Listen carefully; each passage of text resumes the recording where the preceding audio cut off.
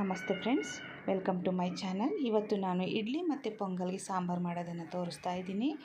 ಮೊದಲಿಗೆ ನಾನು ಒಂದು ಕುಕ್ಕರ್ಗೆ 1 ಕಪ್ಪಷ್ಟು ತೊಗರಿಬೇಳೆನ ಸೇರಿಸ್ಕೊಳ್ತಾ ಇದ್ದೀನಿ. ಇದನ್ನು ಚೆನ್ನಾಗಿ ತೊಳೆದುಬಿಟ್ಟು 1 ಕಪ್ ತೊಗರಿಬೇಳೆಗೆ 4 ಕಪ್ಪಷ್ಟು ನೀರು ಸೇರಿಸ್ಕೊಳ್ತಾ ಇದ್ದೀನಿ.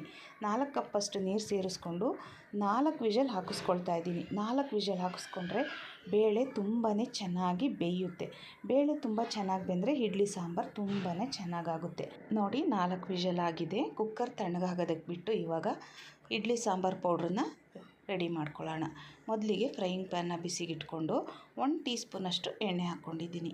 ಎಣ್ಣೆ ಬಿಸಿ ಆದಮೇಲೆ 1 ಟೀ ಸ್ಪೂನಷ್ಟು ಕಡಲೆಬೇಳೆ, ಹಾಗೆ 1 ಟೀ ಸ್ಪೂನಷ್ಟು ಧನಿಯಾ, ಒಂದು ಅರ್ಧ ಟೀ ಸ್ಪೂನಷ್ಟು ಜೀರಿಗೆ, ಹಾಗೆಯೇ ಒಂದು 3 ಗುಂಟೂರು ಮೆಣಸಿನ್ಕಾಯಿ, 2 ಬ್ಯಾಡಗಿ ಮೆಣಸಿನ್ಕಾಯಿನ ಹಾಕ್ಕೊಂಡಿದ್ದೀನಿ.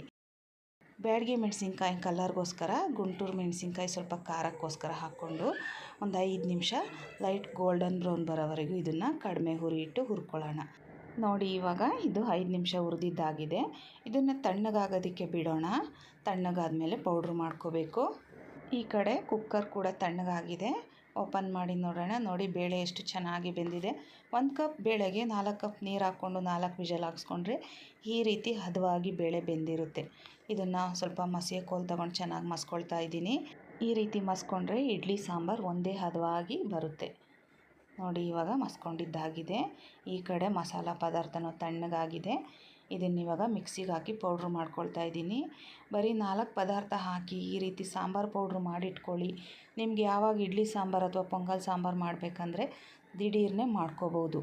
ತುಂಬಾ ರುಚಿಯಾಗಿರುತ್ತೆ. ನಾವು ನಾರ್ಮಲ್ ಸಾಂಬಾರು ಪುಡಿ ಯೂಸ್ ಮಾಡೋದಕ್ಕಿಂತ ಈ ರೀತಿ ಮಾಡ್ಕೊಳ್ಳಿ, ಸಾಂಬಾರು ಚೆನ್ನಾಗಿ ಬರುತ್ತೆ. ಇವಾಗ ಒಗ್ಗರಣೆ ಮಾಡ್ಕೊಳ್ಳೋಣ. ಒಗ್ಗರಣೆಗೆ ಒಂದು ಪಾತ್ರೆ ಬಿಸಿಗೆ ಇಟ್ಕೊಂಡಿದ್ದೀನಿ. ಇದಕ್ಕೆ 2 ಟೀ ಸ್ಪೂನಷ್ಟು ಎಣ್ಣೆ ಹಾಕ್ಕೊಂಡಿದ್ದೀನಿ. ಅರ್ಧ ಟೀ ಸ್ಪೂನಷ್ಟು ಸಾಸಿವೆ ಸಿಡಿದ ಮೇಲೆ ಒಂದು 1/4 ಟೀ ಸ್ಪೂನಷ್ಟು ಮೆಂತ್ಯ, 3 ಒಣಮೆಣಸಿನ್ಕಾಯಿ, ಸ್ವಲ್ಪ ಕರಿಬೇವಿನ ಸೊಪ್ಪು ಹಾಕ್ಕೊಳ್ತಿದ್ದೀನಿ. ಹಾಗೆ ಒಂದು 1/4 ಟೀ ಸ್ಪೂನಷ್ಟು ಅರಿಶಿನ ಪುಡಿ ಹಾಕ್ಕೊಂಡಿದ್ದೀನಿ. ಇವಾಗ 1 ಈರುಳ್ಳಿ, 1 ಹಸಿಮೆಣಸಿನ್ಕಾಯಿನ ಹೆಚ್ಚಿಬಿಟ್ಟು ಸೇರಿಸ್ಕೊಳ್ತಾ ಇದ್ದೀನಿ. ಇದನ್ನು 1 ನಿಮಿಷ ಚೆನ್ನಾಗಿ ಫ್ರೈ ಮಾಡ್ಕೊಳ್ಳೋಣ. ಸಾಂಬಾರು ಈರುಳ್ಳಿ ಇದ್ದರೆ ಅದನ್ನು ಕೂಡ ಸೇರಿಸ್ಕೊಳ್ಳಿ. ಸಾಂಬಾರು ಈರುಳ್ಳಿ ಇಡ್ಲಿ ಸಾಂಬಾರು, ಪೊಂಗಲ್ ಸಾಂಬಾರಿಗೆ ಒಳ್ಳೆ ಟೇಸ್ಟ್ ಕೊಡುತ್ತೆ. ಇವಾಗ ಇದಕ್ಕೆ ಒಂದು ನಾಟಿ ಟೊಮೆಟೊನ ಸೇರಿಸ್ಕೊಳ್ತಿದ್ದೀನಿ. ಜೊತೆಗೆ ಟೊಮೆಟೊ ಬೇಯೋದಕ್ಕೋಸ್ಕರ ಸ್ವಲ್ಪ ಉಪ್ಪು ಹಾಕ್ಕೊಂಡು ಒಂದು 2 ನಿಮಿಷ ಟೊಮೆಟೊ ಮೆತ್ತಗಾಗೋವರೆಗೂ ಇದನ್ನು ಬೇಯಿಸ್ಕೊಳ್ಳೋಣ. ನೋಡಿ, ಟೊಮೆಟೊ ಈರುಳ್ಳಿ ಎಲ್ಲ ಬೆಂದಿದೆ. ಇವಾಗ ಇದಕ್ಕೆ ನಾನು ಮೊದಲೇ ಪುಡಿ ಮಾಡಿಟ್ಕೊಂಡಿದ್ನಲ್ಲ ಸಾಂಬಾರು ಪುಡಿ, ಅದನ್ನು ಸೇರಿಸ್ಕೊಳ್ತಾ ಇದ್ದೀನಿ.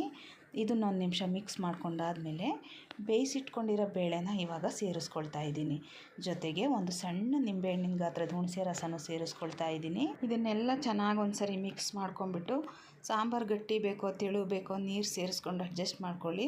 ಹಾಗೆ ರುಚಿಗೆ ಸ್ವಲ್ಪ ಉಪ್ಪು ಹಾಕ್ಕೊಳ್ತಾ ಇದ್ದೀನಿ. ಇವಾಗ ಇದನ್ನೆಲ್ಲ ಚೆನ್ನಾಗಿ ಒಂದ್ಸರಿ ಮಿಕ್ಸ್ ಮಾಡಿ ಒಂದು 5 ನಿಮಿಷ ಮುಚ್ಚಳ ಮುಚ್ಚಿ ಇದನ್ನು ಕುದಿಯೋಕ್ಕೆ ಬಿಡೋಣ.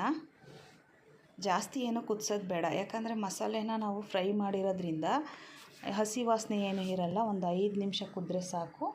ಇವಾಗ ಕೊತ್ತಂಬರಿ ಸೊಪ್ಪನ್ನ ಹಾಕ್ತಾಯಿದ್ದೀನಿ.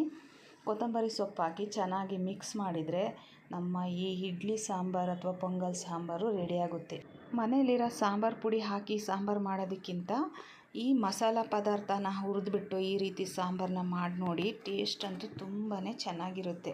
ಒಂದು ಸರಿ ಈ ವಿಧಾನದಲ್ಲಿ ಈ ರೀತಿ ಸಾಂಬಾರನ್ನ ಮಾಡಿ ನೋಡಿ. ಖಂಡಿತವಾಗಿಯೂ ಮನೆಯವರೆಲ್ಲ ಇಷ್ಟಪಡ್ತಾರೆ. ಇಡ್ಲಿ ಅಂತೂ 5 ತಿನ್ನೋರು 10 ತಿಂತಾರೆ.